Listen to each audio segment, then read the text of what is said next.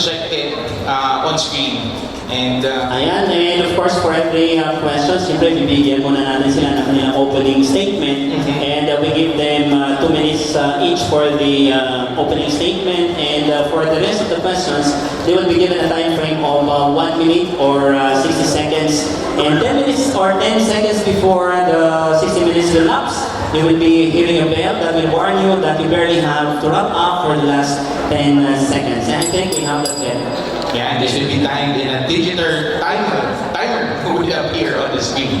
And alam mo sa amang naitan sa ating mga tagapakinig and nandito ngayon sa venue, we will be having first the common questions, after which the next set of questions will be by the Ronalds. Alright, and the candidates are to respond to the following issues of our city: community participation, governance and legislation implementation. We will also be covering well-being and mobility and the concern on land use and zoning. We also have the BLIST program, autonomy and card, and heritage. We also have local business and tourism. We of course include waste management, and air noise and pollution, as well as trees and water concerns. Alright. The questions will have the following forms. We have written questions po. Meron po kayong common questions na basically sasagutin po ninyo lahat. At meron po questions na ako po yung personally ebubulong and will be asking these questions. Meron po yung magiging form. the other questions kasamang Nathan and sa ating kasama dito sa venue, some will be red, the others will be forms of pictures, okay, and then the others will be ayan, no? So it's a combination of pictures and text. But we would like to clarify because, of course, may mga ilan sa atin who may not be able to see the VTR or the screen over here in front. That's why we have to allow us to display a little para po naman they will be able to visualize, lalong-lalo na po yung ating mga tagapakinig sa radyo. Okay, and we also have yung house rules po natin. Reminders, let us be civil this afternoon. No booing and the like. So, pag medyo feeling natin, gusto natin pumalakbak o umiyaw, control lang muna natin sarili natin. We have to keep our reactions to ourselves or to our group. And make use of your reactions for your discernment with others in another time, but not during this forum. And bawal din po mga kaibigan ang mag-distribute ng flyers or magtas ng campaign materials or mga posters and banners. And we request to please turn our phones on silent mode para po hindi rin ma-distract yung candidates at the same time mapakinggan natin ang mabuti mga sagot nila. Okay po ba yan? And of course, throughout the question series kasama Nathan, Yes, while we are giving our candidates the sufficient time to answer, and pag hindi naubos yung oras na yun, we'll be able to ask follow-up questions. Yes, exactly. If you want to clarify something. And we'll be giving them a leeway of 30 seconds. For the follow-up. Yes. Okay? So I think we have to keep the ball rolling, and this time ang ating mga kasama, our candidates for the House of Representatives, okay, for the position of the House of Representatives, or popularly known as the Congressmen. Well, our first candidate is Sir Nicasio Aliping Jr. of the House of Representatives. Wala po siya ngayon. I think he has prior commitments. So, the House Representative represent the citizens of Baguio in the House of Representatives. Proposed legislation of both national and local application. Proposed investigations or public hearings or public consultations in aid of legislation. Attend plenary and committee meetings when the Congress is in session. Upon assumption of office, make a full disclosure of financial and business interests in accordance with the Republic Act No. 6713 and other related laws. Alright, so narinig at nakita natin basically kung ano yung mga responsibilities and function ng magiging candidates natin or yung ating mga officers to be our House of Representatives. Okay, or mga congressmen natin. And yung introduce first in our list, we call them in alphabetical order of their family name. Unahin natin Si Sir Nicasio Aliping Jr. and susunod si Sir Rudy Aspilan. And we have Mr. Edgardo Libuan Buque. We have Sir Marquez Ocampo Go. And Bernardo Mangawang Vergara. Okay, so palakpakan mo natin sila. So we would like to inform you that we have sent fillers to all our candidates, and we understand that some of them are not able to join us this afternoon because of certain commitments. Okay, so without much ado, we proceed now to the different questions, and we start off with our common questions. Alright. This will be answered by all of you po. And you can answer in alphabetical order. The question, sir, will be... Sir, correction. We'll just have their opening statements for 2 minutes. Oops, I'm sorry. Okay, we'll start with Sir Rudy Aspilan. Will be given 2 minutes po. Good afternoon, everybody. And I would like to extend my thanks and gratitude for those who have arranged this activity for us to introduce ourselves. I'm Rudy Medina Aspilan, a would-be candidate for representative in the city of Baguio. If elected, together we shall find solutions in solving our difficulties in the city that we face today. In doing so, our work ethic should always be guided with our desire to serve honestly and unconditionally. Thank you very much. Maraming salamat po, Sir Rudy Medina Aspilan. Okay, and atin naman pakinggan si Sir Edgardo Adoque sa kanyang opening statement. May 2 minutes po kayo, sir. Magandang hapon po sa lahat na nanonood dito sa Convention Center. Ako po si Edgardo Libuan Buque. Kung ako po ang may central platform of governance is yung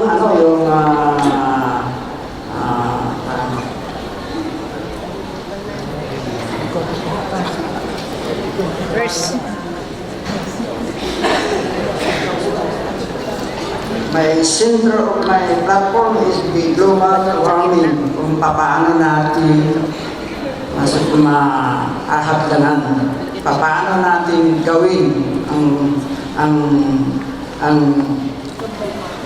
ang ating dito sa siyudad ng Baguio kasi mainit na, no?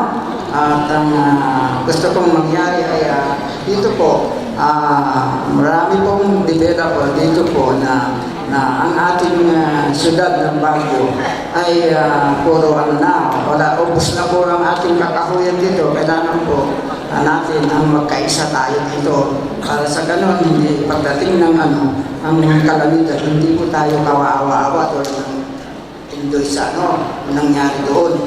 Yan po ang ating platform kung sakaling ako po ay matulungan nyo, may loob nyo dahil po yan po ang importante yung global warming po at gagawin ko po ang makakaya ko para mabigyan ng mabuti ang siyudad ng Baguio. Alright, maraming salamat, Sir Edgardo Libuan Adoque. Okay. Well, as a guide po, dun sa 2 minutes po ninyo, dun sa 2 minutes nyo, how do you identify yourself in Baguio? Ayan. And let's call on Sir Marquez Ocampo. Magandang hapon po sa inyo lahat. Isa pong karangalan na ako ay nandito ngayong hapon at magbigay-bugay sa inyong lahat ngayong hapon. Pagkatapos po ng eleksyon ng 2013, akala ko po yun lang huling pag-arap ko sa inyo. Subalit, yung mga nangyari sa mahigit na 2 taon ay nagbigay ulit sa akin ng lakas na umarap sa inyo ngayong hapon. Ito po ay aking pinag-aralang mabuti at ako'y naniniwala na kung ikaw ay may pagmamalasakit at pagmamahal sa bayan, huwag mong indiin ang hamon ng pagkakataon. Ang ibinigay po ng bayan na tiwala at poder sa nakaupo ay inabuso. At nakita natin na hindi ibinigay ang tamang pagsisilbi na kailangan ng bayan sa mga nakaraang taon. Ito po'y nagpapatunay na kailangan natin ng pagbabago dito sa ating lungsod. Napakahirap po ang desisyon na tumakbo kung ikaw ay hindi sanay sa politika. At ganun po ang aking karanasan. Isa po kong educator, isa po kong corporate manager ng isang kumpanya dito po sa Baguio. At ang aking karanasan ay nagbigay lakas sa akin para ulitin ang aking interest na magsilbi sa inyo. Napakadami pong suliranin ang ating lungsod. Number 1 po dyan, ang pagwawalang bahala sa ating kalikasan, pagsira sa ating kalikasan. Nakita po natin ang problema sa korupsyon, mga porsyento sa mga proyekto ng gobyerno, problema sa kabuhayan, problema sa problema sa ating. Thank you. Okay. Thank you so much, Sir Marcus.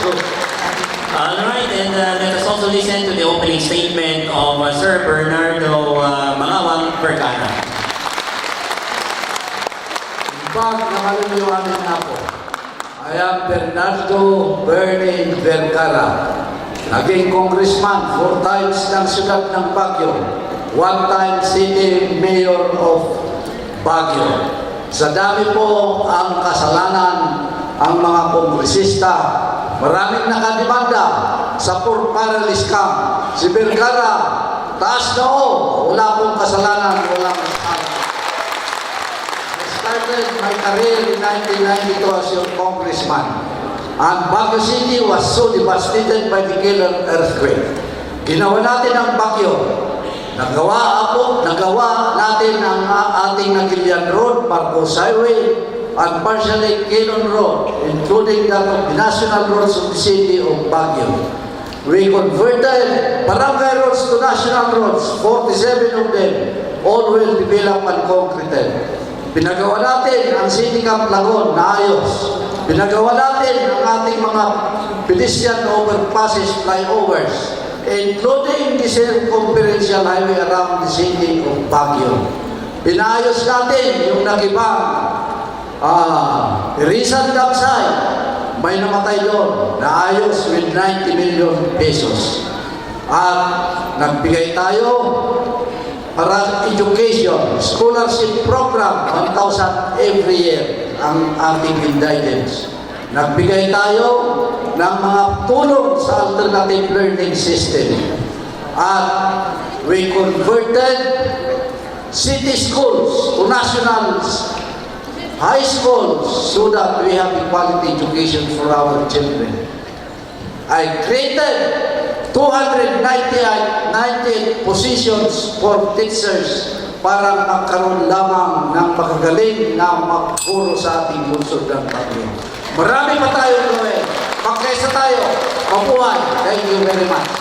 Alright, maraming thank you very much, Sir Bernardo Mangawang Vergara. Yan, sa kanilang opening statement, and this time, kasama naitan, we proceed with the common questions. Okay, for the common questions, all 4 people will have to answer this question. The first one. We're giving them 1 minute. Yes, Okay. a minute. 1 minute for you to answer, and then 10 seconds before the 1 minute will lapse, you will hear a warning bell, sir. Well, this is a national issue, but given the chance to run, what is your stand on the bill proposing for a 2,000 SSS pension increase for seniors? What will you do to make this a reality for them? We'll have Sir Rudy Aspilan to answer the question. Yes, of course, I will support that because I'm a senior citizen. But most especially for those receiving SSS of 1,200 up to 5,000. I know that there are some limitations in there. at certain year, their SS pension shall stop. Like on my part, I have been 20 years member of the SSS, and my SSS pension will expire on when I will reach the age of 93 anyhow.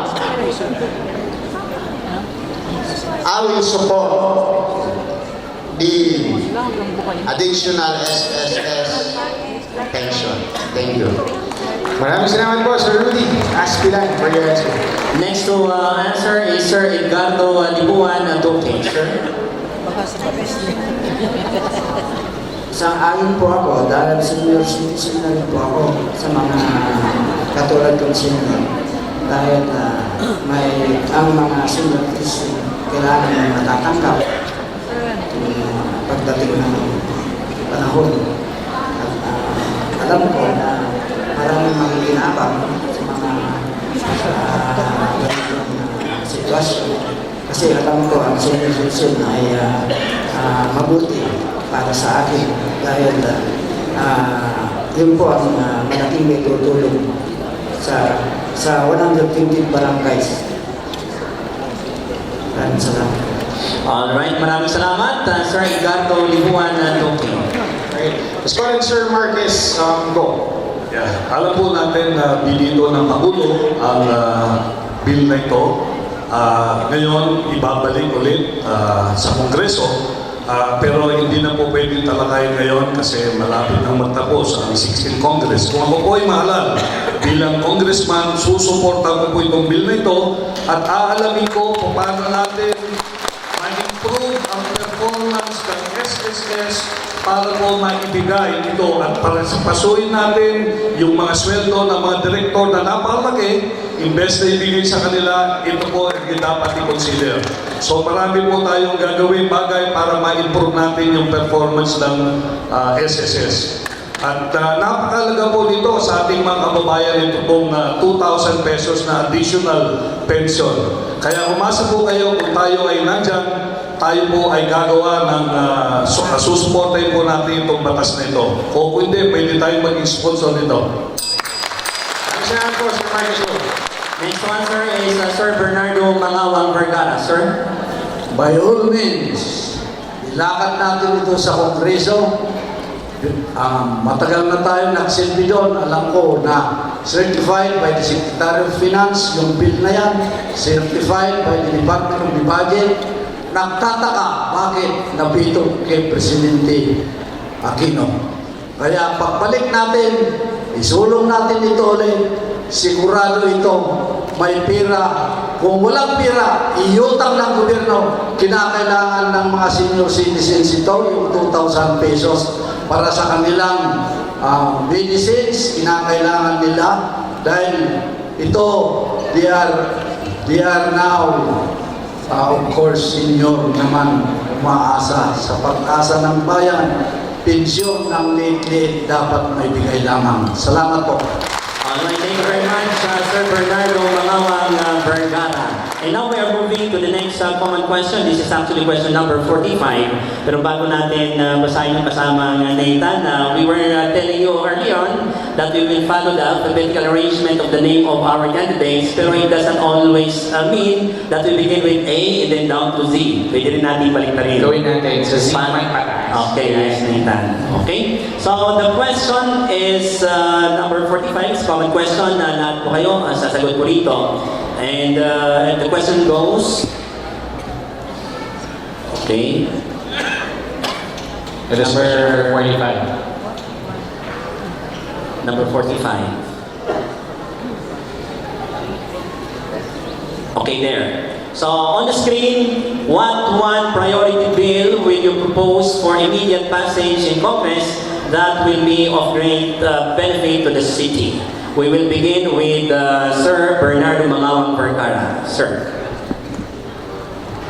Ang aking pong bill is the city charter of the city of Baguio because when I was the congressman in 2010-2013, we had this approved in the lower house, pumasok sa lower house.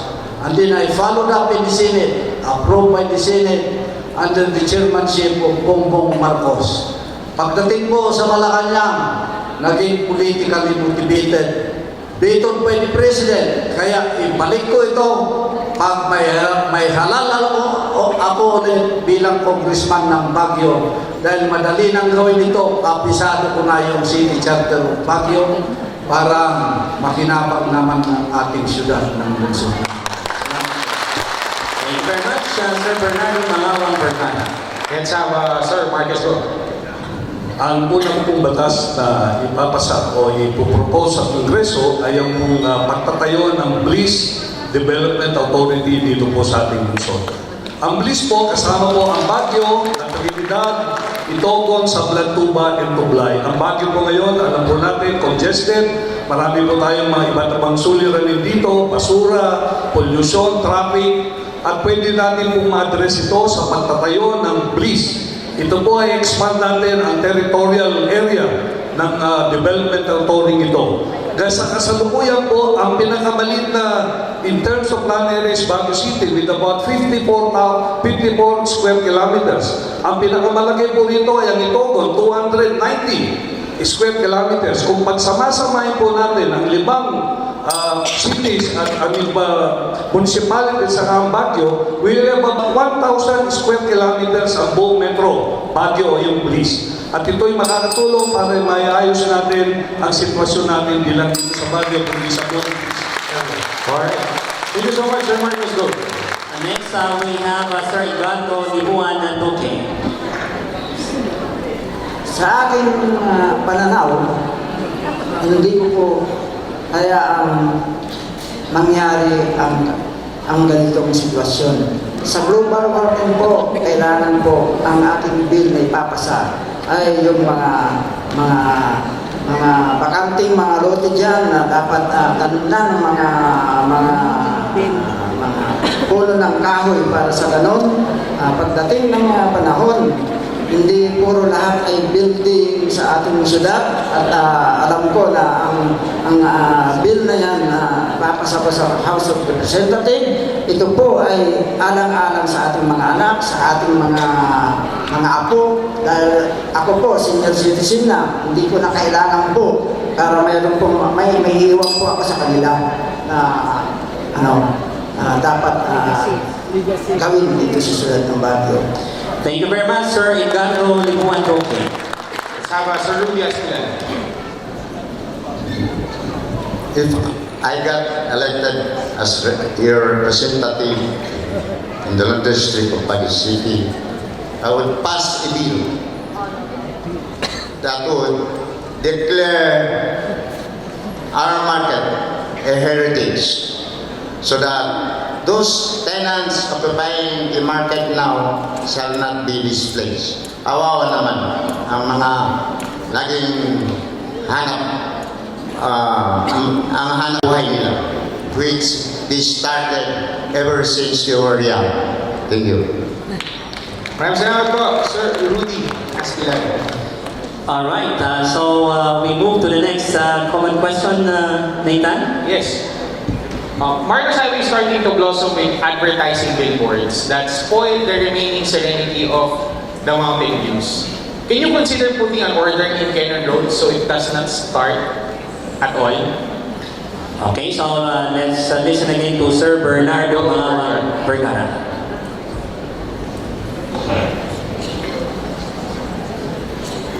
Perhaps this one could be done by the Philippine Historical Commission so that we can do it. We can restrict the putting up of billboards along the highway. That can only happen with the encouragement of the Philippine Historical Commission in our country. Salamat po. Thank you so much, Sir Bernie. We have Sir Marcos Ocampo go. I think we should not only rationalize the billboards in Cannon Road or Marcos Highway. I think we need to rationalize in the entire city. You can see the situation right now. Different sizes of billboards, different sizes of colors and all of this.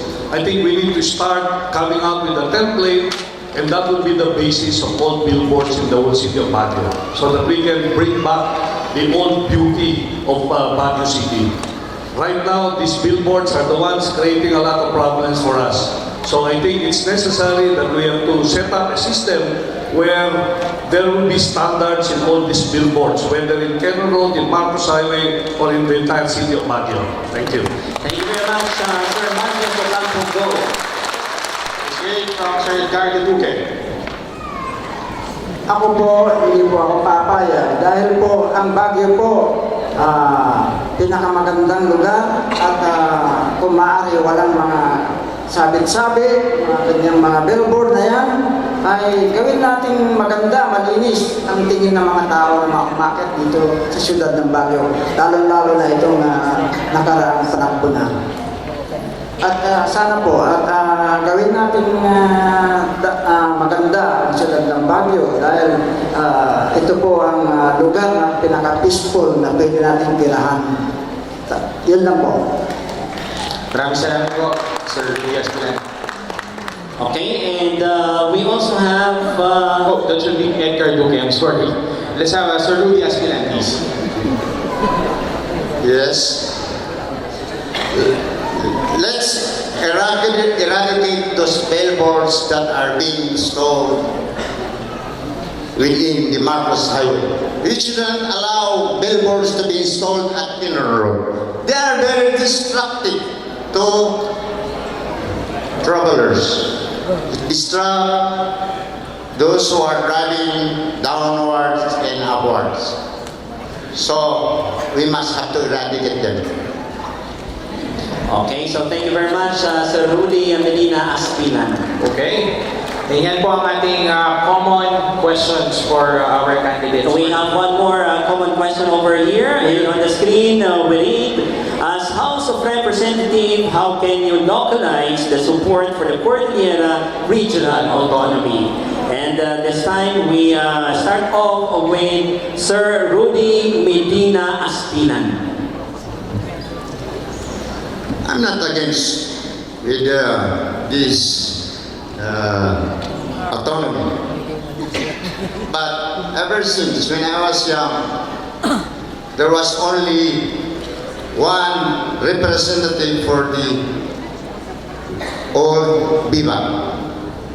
Now, I'm sure that politicians in all the Cordilleras are just saying, yes, I'm in support of autonomy. But actually, deep in their heart, they don't like, because they will be no longer a representative for Apayao, Kalinga, Abra, and etc.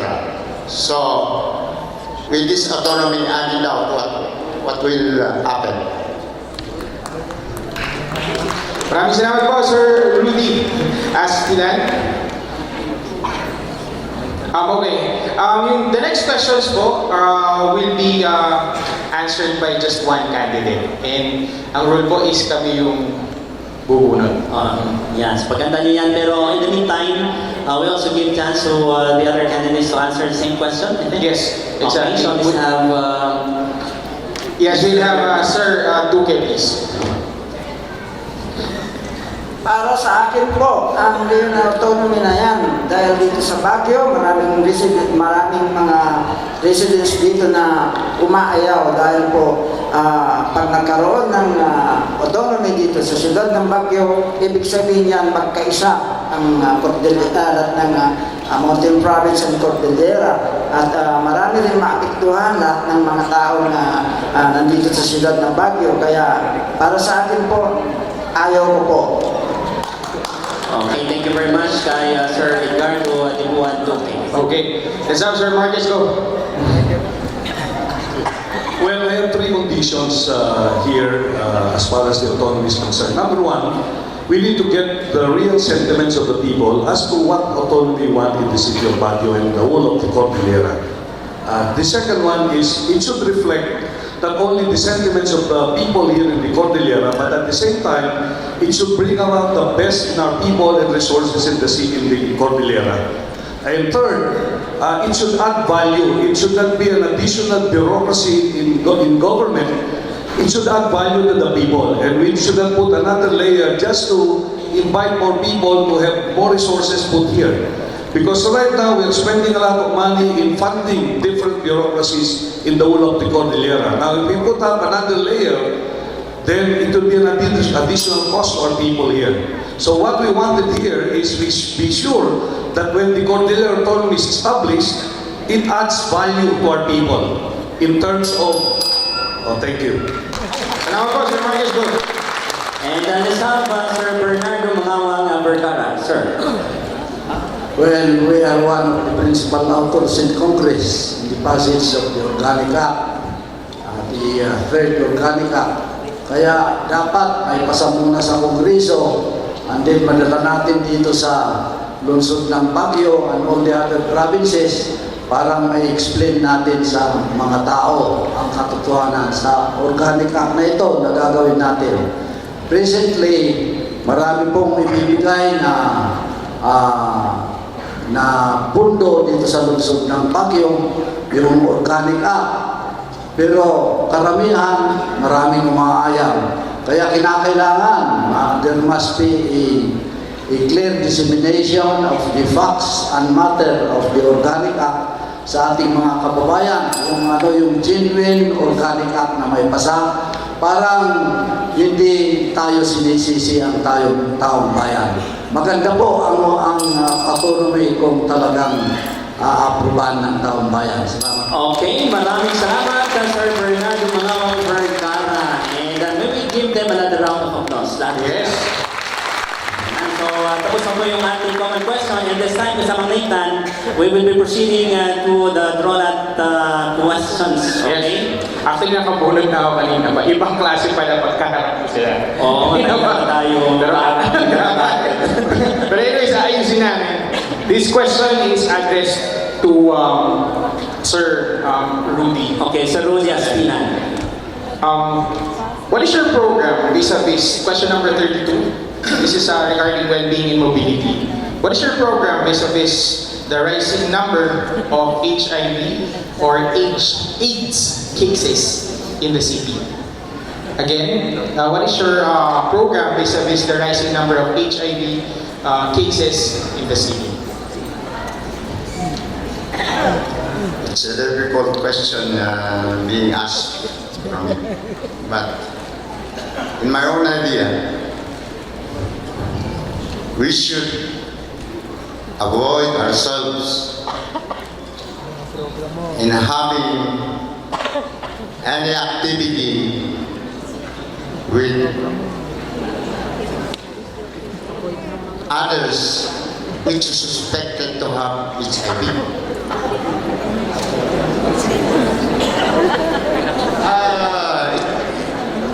My statement might be injurious when I go on. That's why let the others answer the question I am asked. Okay, so thank you very much, Sir Rudy Aspinan. Let's proceed to the next question, and it's question number 66. Question number 66, and this is for Sir Edgardo Ibuan Doke. The question is, what are your plans for reducing noise pollution in Baguio City?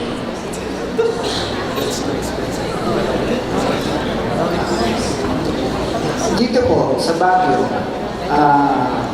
dapat lahat ng barangays ay mabigyan ng mga proper yung sariling pump, ganun. Para sa ganun, hindi nakakaawa-awa na sa water district.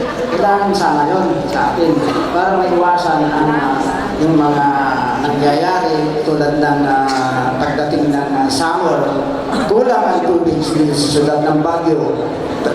Kailangan po natin yan sa every barangays na magkaroon ng sariling pump kung ng city government Yun po. Okay po, naintindihan po namin yung sa pollution, but we'll give you additional 30 seconds on what are your plans on reducing yung noise pollution naman po, ingay in Baguio City. Para maiwasan po ang noise dito sa Baguio City, kailangan po natin kausapin at ang mga barangays, mga city government na may batas para sa ganun ang mga tao na residential dito ay ma-overcome nila, hindi sila magagawa ng mga ingay kung saan. Alright, thank you very much, Sir Edgardo. Okay. Okay. Next question. This is for local business and tourism. Let's have Sir Marquez go to answer this question. The group has filed a motion for reconsideration on the decision, but in due time, the decision will be made. This morning, if you have listened to our speakers here, they've indicated their objection to the taking over of Uniwide. And I agree with that. Right now, Uniwide is a bankrupt company. It has an outstanding loan of about 10 billion pesos, while their net asset is only 3 billion. So they have a negative balance of 7 billion. Now, if we allow them to take over this particular operation on the market, it will be a big problem. Gagamitin nila ang pera natin o pera ng mga nagtatrabaho dyan sa palengke. So what we would like to do here is we will take every effort to ensure that Unified will not take over the market. We will take to Congress and other institutions that will prevent this particular situation to happen. Salamat po, Sir Marquez.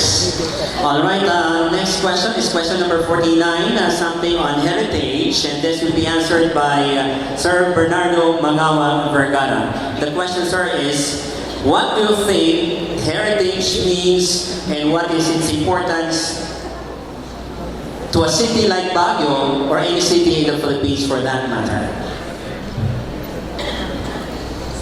Indeed, we really have to preserve our heritage in the city of Baguio.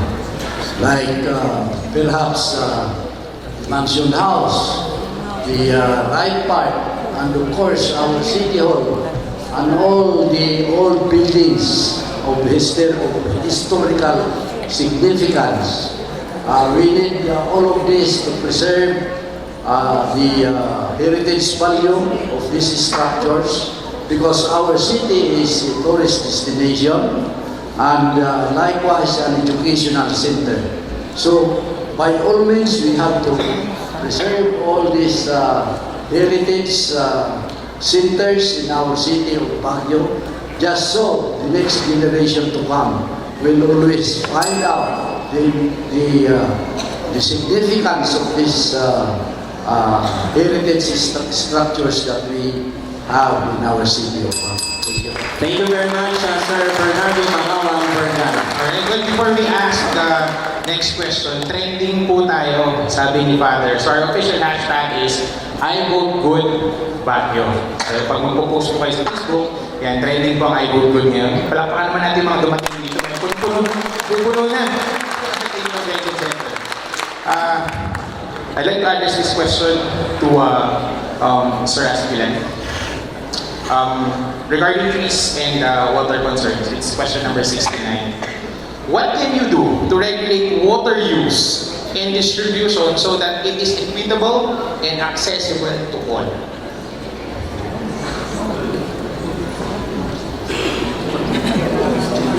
Yeah, there are so many ways in how to save water. It's like instead of pouring those water that we use on the floor or in canal, accumulate them. Help preserve water, conserve water, I mean. There are so many ways on how to conserve water.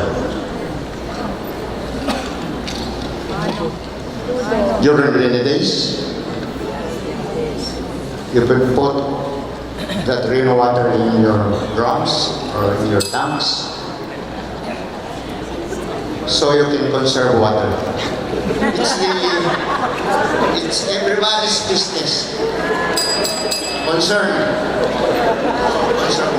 Alright, so thank you very much, Sir Rudy, for your answer, but we're giving you another 30 minutes for a follow-up question. Sir Rudy, as we are aware, dumarami na po ang ating population sa Ciudad de Baguio. How do we make sure that the water reserves that we have can suffice to supply the needs of our population in Baguio?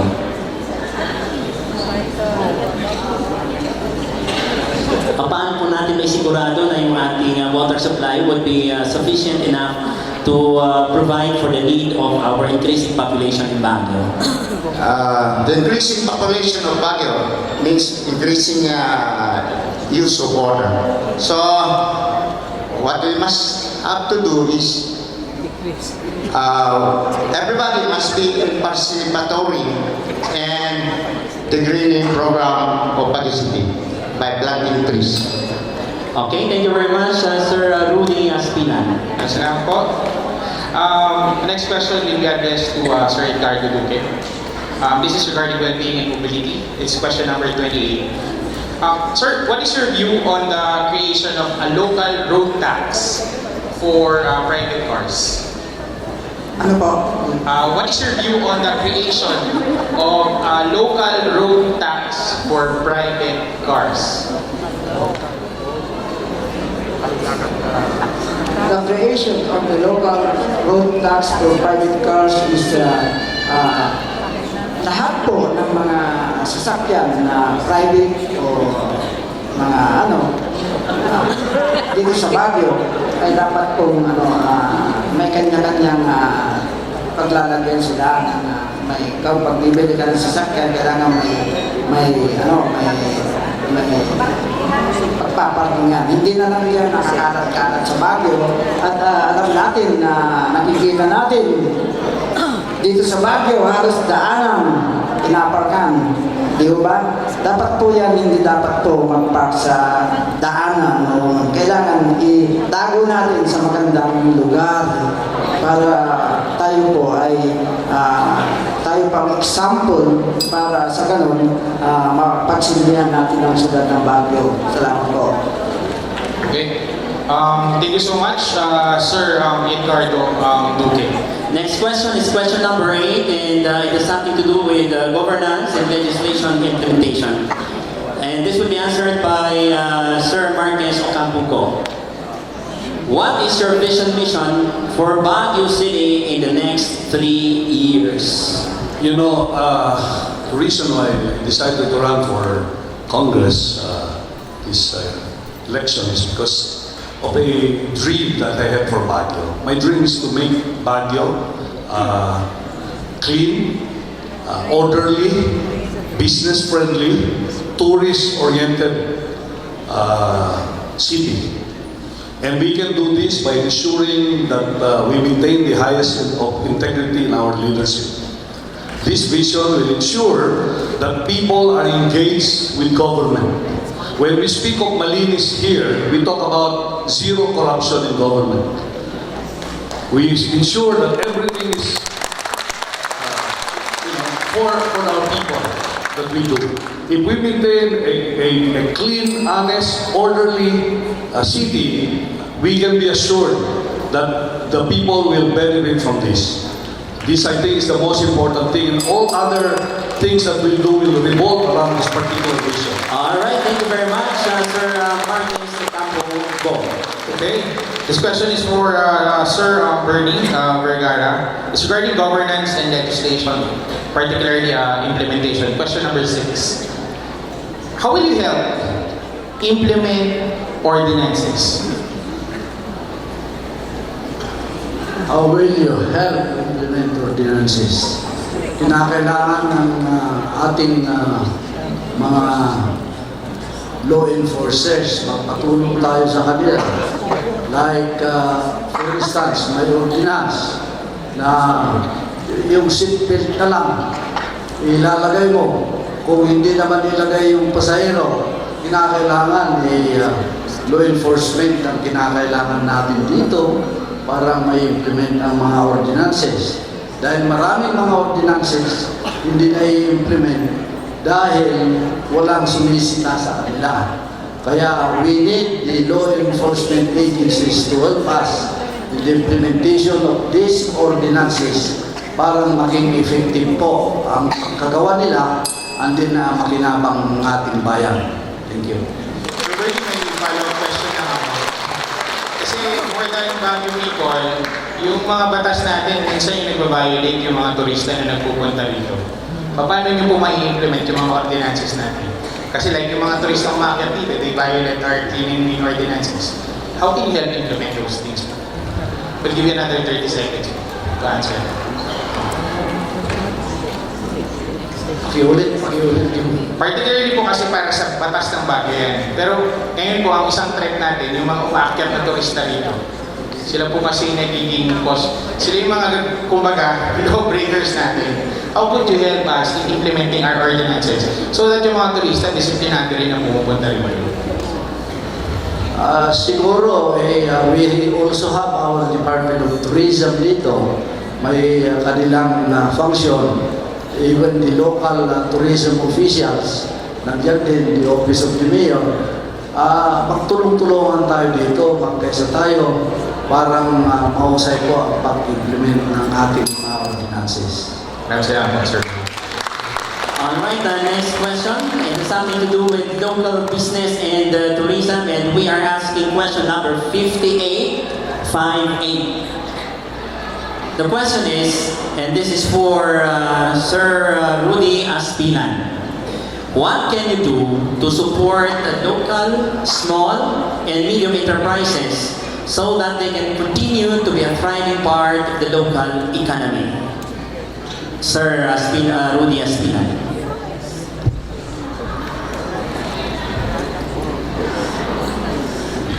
To support the small and medium enterprises is to establish what they call as satellite market in each barangay. So in such a way, in each barangay, they must have a place wherein they will vend their products. They need not to go the central business district to purchase their needs. Within their barangays, there are already their necessities to buy. I guess that's the best way how to promote. Alright, thank you very much, Sir Rudy Aspilan. Okay, Sir Ricardo Duque, yung katanungan po natin is on land use and zoning. This is question number 35. What is your say on the awarding to qualified urban poor or actual participants the land they have been occupying for a long time?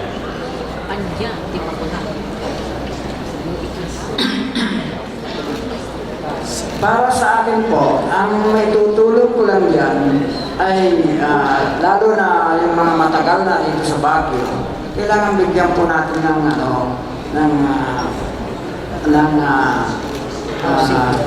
tulad ng bigyan natin ng importansya sa kanila. Kasi matagal na po sila dito at kailangan nila dahil ang Baguio, ang gusto nilang tirahan at isa pa, ang mga family nila nandito na at nandito na rin sila nakatira. So, priority po sila na mabigyan po ng magandang lupa na para mabuhay naman. Sa ganun, sila po ay hindi kaawa-awa. Kung para sa akin, dapat lang po mabigyan po sila ng maliit na tirahan nila. Yun po ang aking, para sa akin po yun. Ewan ko po. Salamat po, Sir Ricardo Duque. Alright, question number 61 on waste management, and that is for Sir Marquez Ocampo. Another big problem of the city is waste management and disposal. There have been various measures undertaken, but most of these have not succeeded and have cost us a lot. How do you propose to resolve this issue? Yeah, actually, the recent one that was used is the ECR that we have. That cost the city 128 million pesos, and it did not work. What we need here is we do need to put up in 3 or 4 strategic areas of Baguio, even nearby Baguio City, engineered sanitary landfill. We have to look at the experience of the campus area where they have this ESL, and this is where we throw our garbage. If we put up this one, we'll be able to address the issue. Right now, we are spending more or less 200 million pesos for our waste disposal. We bring our garbage to Campus Tarlac, to Urdaneta, and it costs the city. And this is not an effective way of solving our problem. The problem will continue as we continue to have more garbage.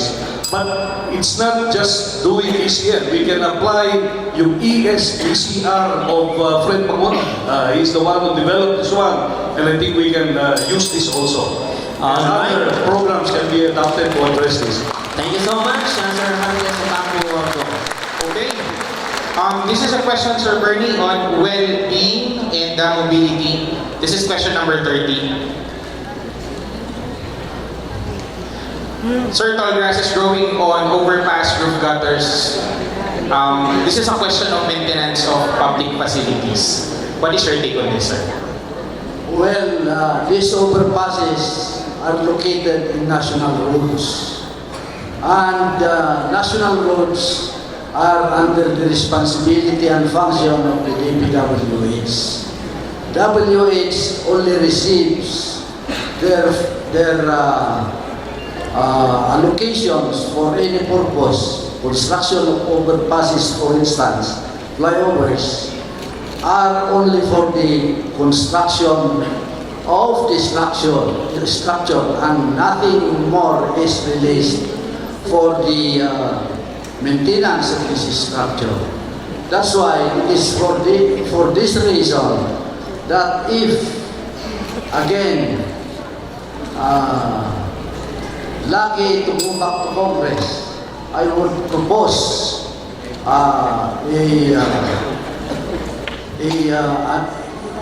law that will perhaps allocate funds for the purpose of the maintenance of these structures once they are constructed in the city. Okay. Thank you so much, Sir Bernie. Alright, before we proceed to the next set of questions, still by Roland, sa kasamang naitanin, sa lahat na nakikinig po sa atin, na nanonood, we would like to consult some of our concerns and solicited their suggestions. And may feedback kasi tayo na natanggap ang kasamang naitan na kung yung mga questions ay pang city council or pang local government or from city-wide legislation. In fact, some of these questions were articulated by the sectors concerned to be asked also to our candidates for the House of Representatives. At any rate, our secretariat saw that there can be wisdom should our candidates incorporate this in their legislation once they will be voted to the House of Congress. All right. Okay, let's proceed. Kapatid na Albert. Okay, next question. All right, it has nothing to do with heritage, and again, this question is for Sir Rudy Aspihan. Sir Rudy, question number 5050. What is your plan for the cultural and historical sites in Baguio City? Certain. Make a bill in Congress to preserve all those heritage sites that are within Baguio City. Moreover, you could even add, like the Lake Canyon. We could also construct a monument of Canyon, entering the Canyon Road inlet and excellence. Like Malvo, we must have also to construct a monument for Malcolm in memory of him who designed the city of Baguio. And Alright, maraming salamat, Sir Rudy Aspilan. Okay.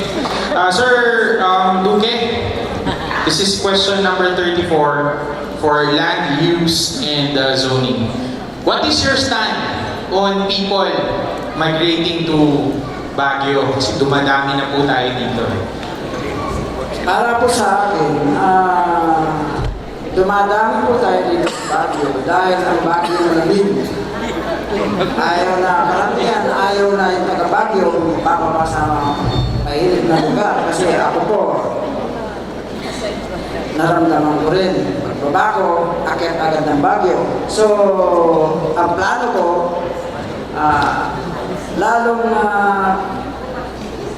mag-ano tayo ng tree planting para sa ganun ang Baguio ay lalong gumanda at pag dumating ang gusto na mga hindi basta-basta po tayo na mga pulong-pulong hindi po na tayo po Baguio is the best place to live. Yun po nga pagkaalam ko sa Baguio. Maraming salamat po, Sir Eduardo Duque. Okay, next question. Question number 20 to 0. On well-being and mobility or mobility. Walk Baguio seems to be not conducive when both are obstructions to sidewalks and there are no sidewalks. May we request Sir Marquez Ocampo. You know, this is really a problem, and I would say that this is only one of the problems. If you look up, you will also have a problem about all these wires. We have wires of Sky Cable, of PLDT or Piltel. We have the wires of Bileco, and these are dangling wires all over. So this is another problem. I think it's important that we create a condition where people can really walk.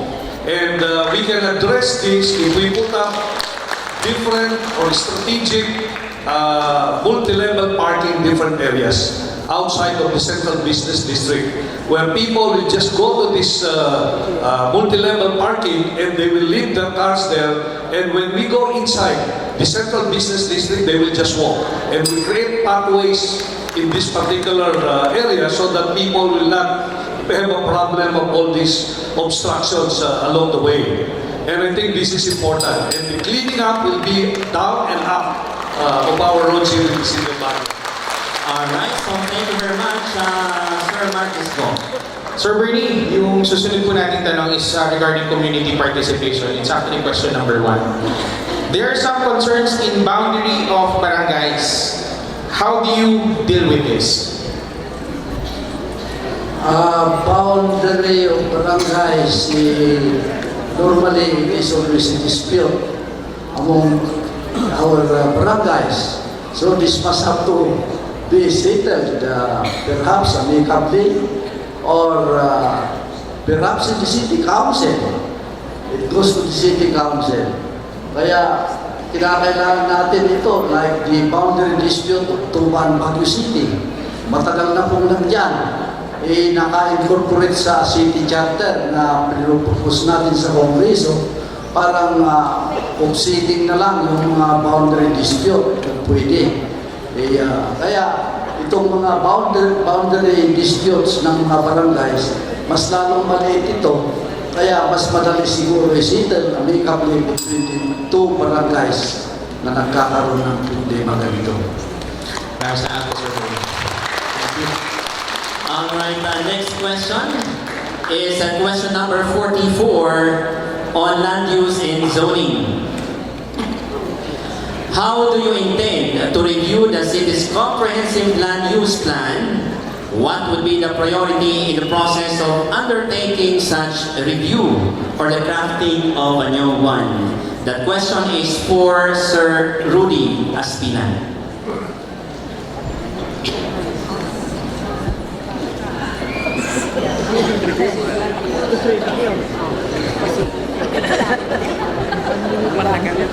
such a very difficult question.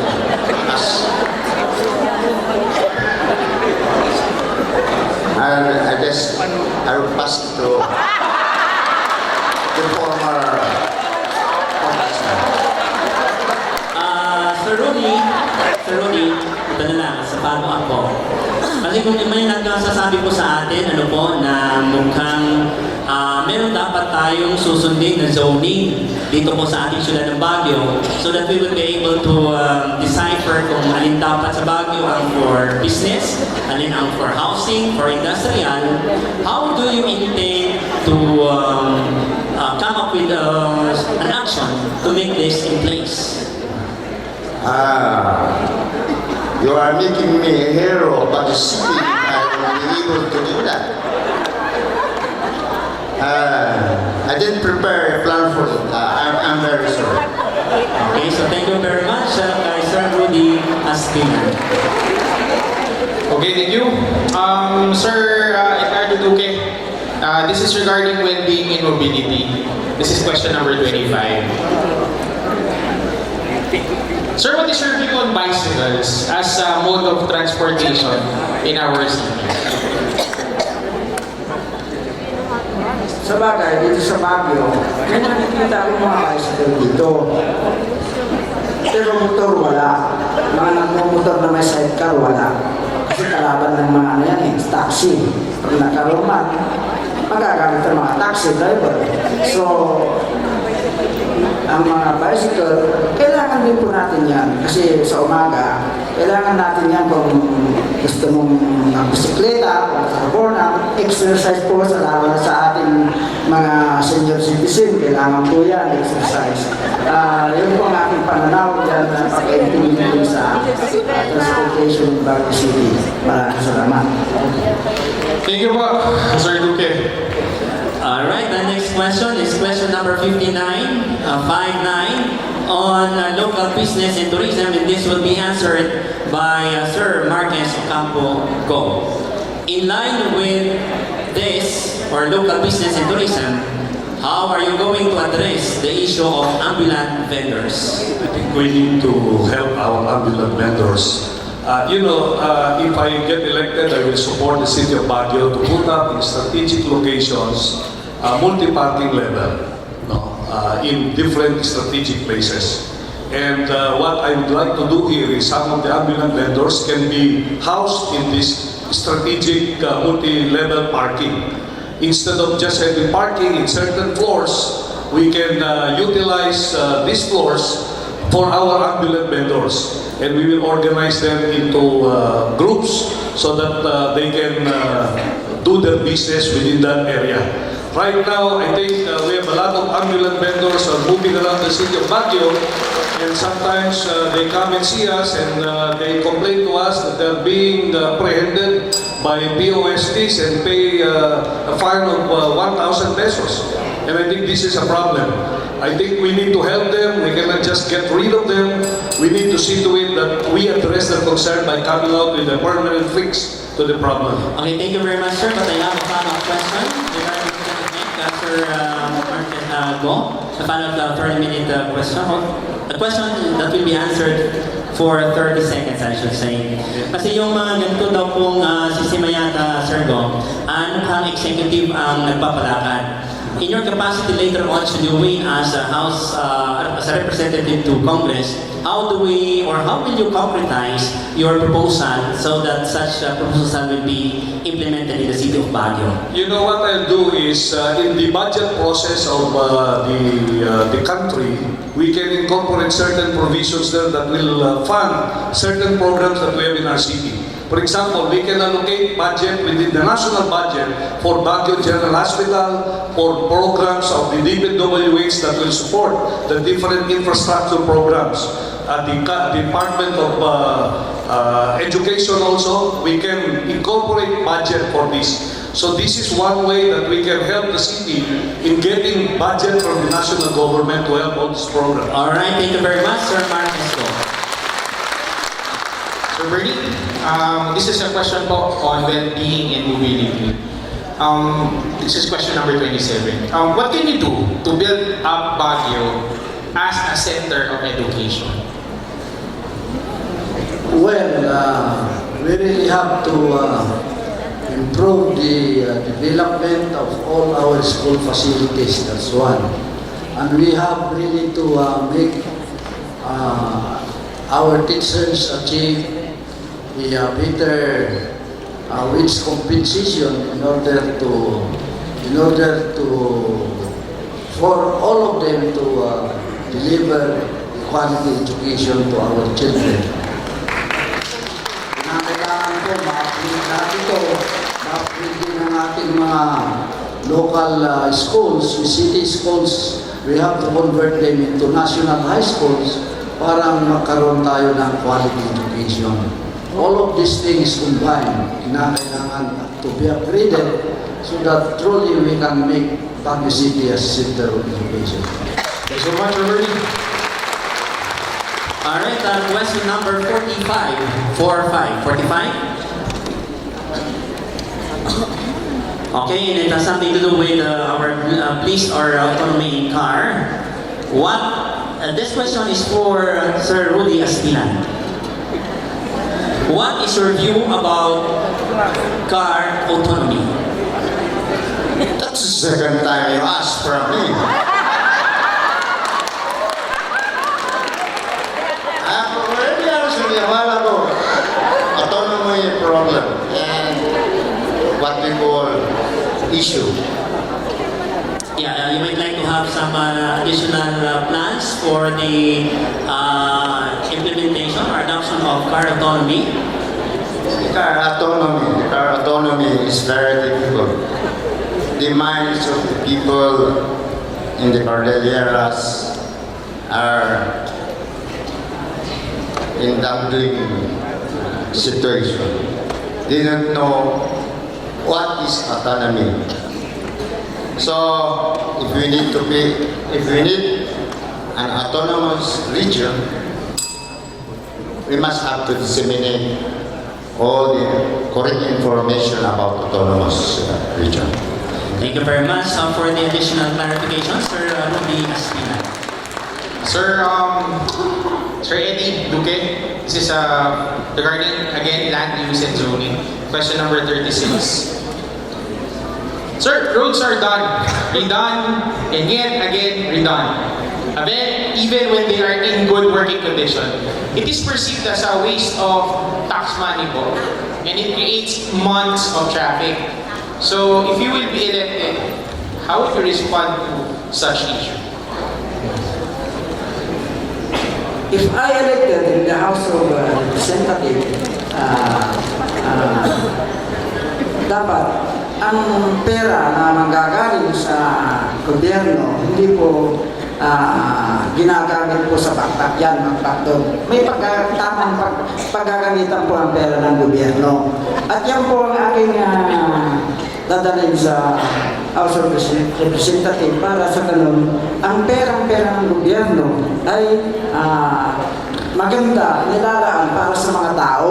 Hindi lang po yung gawa ng ng mga rules, baktak ng baktak, kahit na bago mga daan, nilapakpak, na pwede tuloy yung mga residente, lahat ng mga sa Baguio.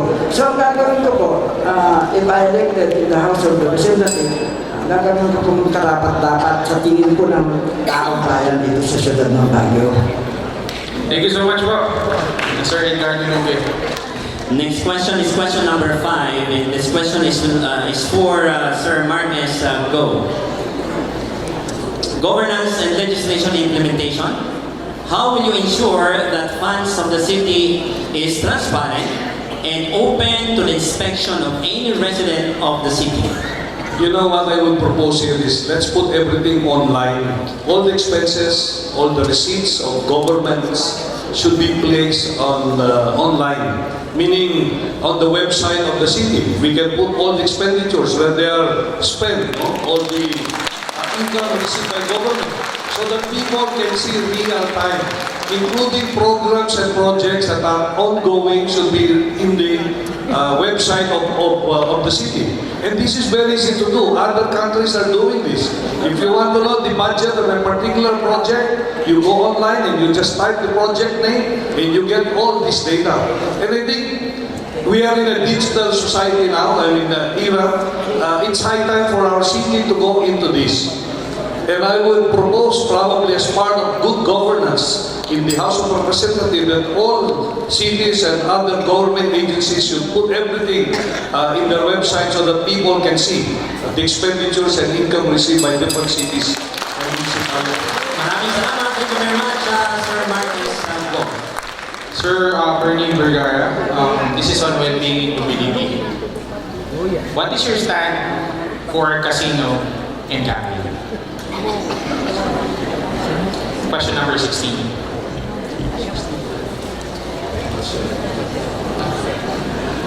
Yes, sir. I am definitely against casino and gambling. No way I will try once I am again the congressman of Baguio City. Thank you. Sir Bernie, particularly po, follow-up question na, meron po ba kayong masasuggest na measures on how we could stop casino and gambling in our city? Well, in the city of Baguio, in as much that all of us, almost all of us, majority of us are against legal gambling. Palagay ko, there's no way we entertain putting up casino or any gambling institution that matter in our city of Baguio. Maghanap sila sa ibang lugar perhaps. Thank you so much, Sir Bernie. All right, we have question number 13 on well-being and mobility. And this question is for Sir Rudy Aspilan, sir. How are you, sir? And the question says, how will you address the traffic problems in Baguio City?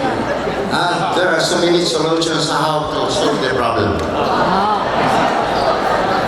Let's build parking space outside the CBD for the buses, tourists, and etc. that are coming in and Baguio City. Let's change the traffic from 10 a.m. to 5 p.m. and 10 p.m. to 6 a.m. The trucks shouldn't be entering the CBD during those hours because in the evening it is where those jeepney are hauling the students that are coming home. Thirdly, Okay, so thank you very much, Sir Rudy Aspilan. Sir Eddie Duque, this is regarding peace and water concerns. Question number 67. One of the biggest problems of Baguio is water. So the foremost solution being presented is the bulk water system. If this happens, it will mean privatization of the water service, just like what has been done in Metro Manila. Since then, water rates in Manila have continuously increased and the water quality has really deteriorated. What other solutions can you propose to ensure water source for the city without going into privatization? Para sa akin po, para hindi tayo maubusan ng tubig dito sa Baguio, ang proposal ko po ay tipid po tayo. Lahat po ng residente dito sa Baguio ay dapat magtipid. Dahil ang Baguio po, isa lang po ang mga galingan ng water dyan dito po sa water district. So, ang daming susuplayan niyan, 120 barangays, mayroon pa sa tuktok doon sa kung saan nakakarating. So, kailangan po natin nasa tao na po yan sa mga residente kung tipid sila. Nasa tao na lang po yun sa mga residente sa Baguio. Yun po ang aking masasabi sa kanila. At sana po, para maiwasan natin na ang Baguio ay magkaroon ng short na water, gawin po natin ang dapat na gawin natin. Okay. Maraming salamat po, Sir Eddie. Question number 21. 21 to 1. On well-being and mobility, and this is for Mr. or Sir Marquez Go. We see a picture on the screen of a mendicant or beggar or street children, and there are certain information that some of these are being used by syndicate. Can you please comment on this situation, sir? Well, if I am an official of the city, I will immediately deliver that boy to the Department of Social Welfare and Development. I don't need to wait for this forum to decide on what to do in this kind of situation. Now, second, we need to find out those people who are doing this. No? If it's a syndicate, then we need to apprehend these people. This is a violation of human rights, and I think this is the highest crime that these people can commit. And we should not tolerate this. Any official in this city right now should exercise his authority to do something immediately on this particular problem. And I really feel bad that nothing is being done to address this problem. And I believe that we are all mandated to help these people. Probably some of these children are not really, they don't like this. But they are put in a situation that they have no choice. But if it is a syndicate that does this, then by all means, we need to do something about this. Alright, thank you very much, Sir Marquez Go. Okay, and this will be the last question for our Congressman. Sir Bernie, question number 2, community participation. It has been a reality observed that in that urban areas, as they further develop in time, could affect a sense of community, gradually, radically eroding to anonymity or indifference. What do you have in mind to help increase community participation, or let's say bayanihan in the barangays or in our community?